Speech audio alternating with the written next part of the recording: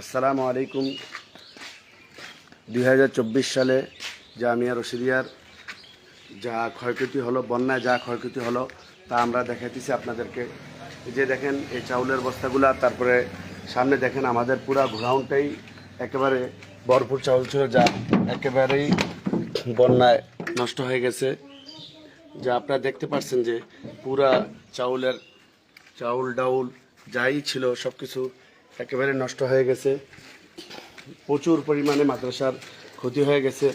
এই যে জেনারেটর আছে এখানে, এই জেনারেটর এটা নষ্ট হয়ে গেছে।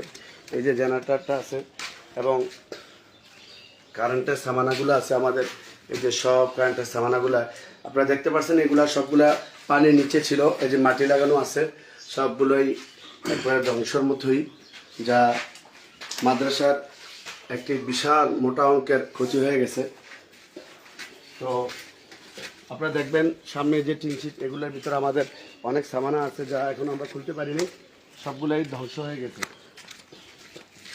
একটি মরুভূমিতে পরিণত হয়েছে। যে আপনারা দেখতে পাচ্ছেন সামনের জায়গাগুলোকে, যে দেখেন আপনারা ভিতরে অবস্থা। আমাদের এটা ছিল থাকার বাসস্থান ছিল, এখানে মানুষজন থাকতো, কিন্তু আজকে এটার পরিণতি।